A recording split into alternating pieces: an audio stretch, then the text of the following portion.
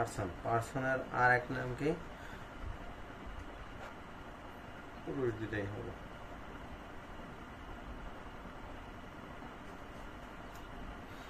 আজকে আমরা পড়তেছি পার্সন ইংরেজিতে, আর ইংরেজির যেটা সেটাই পার্সনের বাংলা হচ্ছে পুরুষ।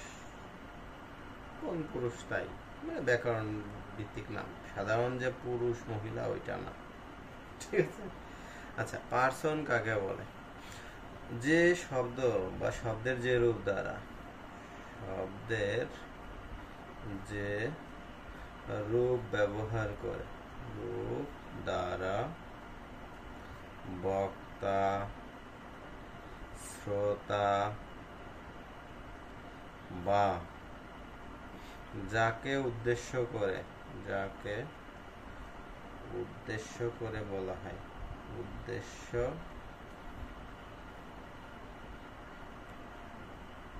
নির্দেশ করে,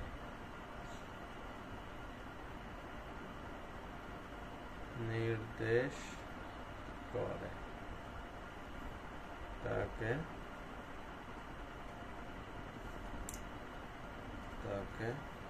পার্সন বলে। ওকে, এই যাকে উদ্দেশ্য করে ব্যক্তিও হতে পারে, আবার বস্তুও হতে পারে, ঠিক আছে?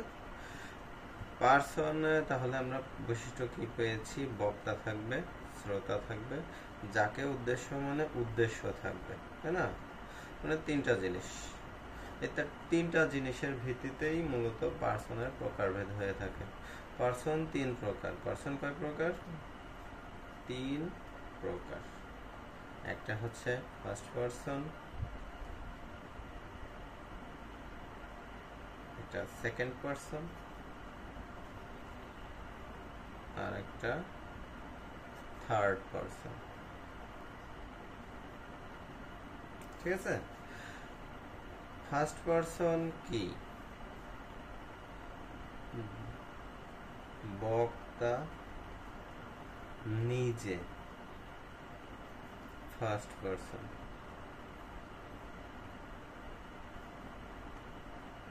তাহলে ফার্স্ট পার্সন বলতে সরাসরি কাকে বোঝাবে?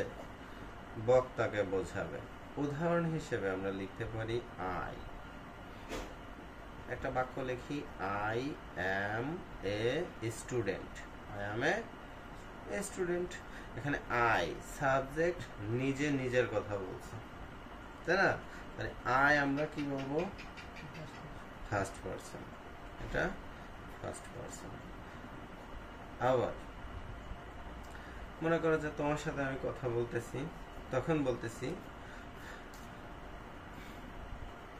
তুমি। তুমির ইংরেজি ইউ, তাই না? ইউ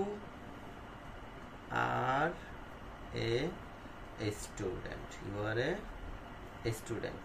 এই ইউটা যে বক্তা, সে অন্য কাউকে বোঝাচ্ছে ইউ দিয়ে, যে তুমি। এটাকে শ্রোতা, কে? শ্রোতা। যখন শ্রোতা নির্দেশ করবে তখন আমরা বলবো সেকেন্ড পার্সন। কি বলবো? Second person. অর্থাৎ বক্তা যাকে উদ্দেশ্য করে, বক্তা যাকে বলবে, সে সেকেন্ড পার্সন। বুঝতে পারছি? এবার থার্ড পার্সনটা একটু আমরা দেখি।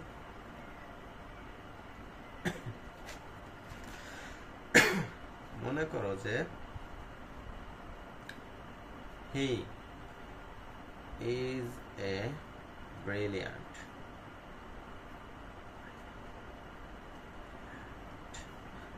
স্টুডেন্ট বা boy, brilliant boy, he is a brilliant boy. এরকম আমরা বলবো। এই হি দিয়ে বক্তা নিজে বোঝাচ্ছে, বক্তা কি নিজে বোঝাচ্ছে? বলছে অন্যের কথা, অন্যের কথা। শ্রোতা অন্যের কথা শুনছে, কি করতেছে? অন্যের কথা শুনছে।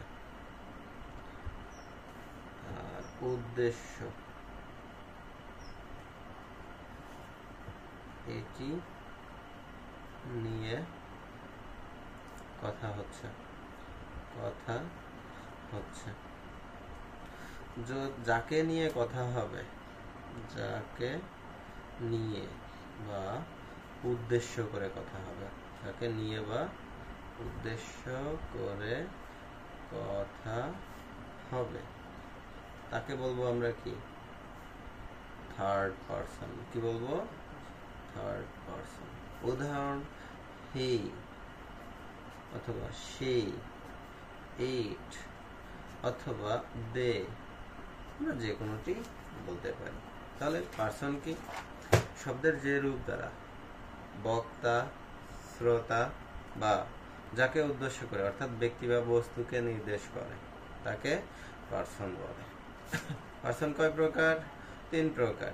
ফার্স্ট পারসন, সেকেন্ড পারসন এবং থার্ড পারসন। ফার্স্ট পারসন কি? বক্তা নিজে ফার্স্ট পারসন, অর্থাৎ বক্তা নিজে যদি হয় বা নিজের কথা বলবে তখন তাকে আমরা বলবো ফার্স্ট পারসন। উদাহরণ হিসেবে আই, উদাহরণ হিসেবে আমরা বলতে পারি মি, আবার বলতে পারি মাই অথবা মাইন। এগুলো সব সিঙ্গুলার ফর্মে। কি ফর্মে? সিঙ্গুলার ফর্মে। আবার আমরা বলতে পারি আওয়ার, আস, যে কোনো শব্দ আমরা বলতে পারি, সবকিছু ফার্স্ট পারসন, মানে নিজে নিজের কথা অথবা নিজেদের কথা বলছে।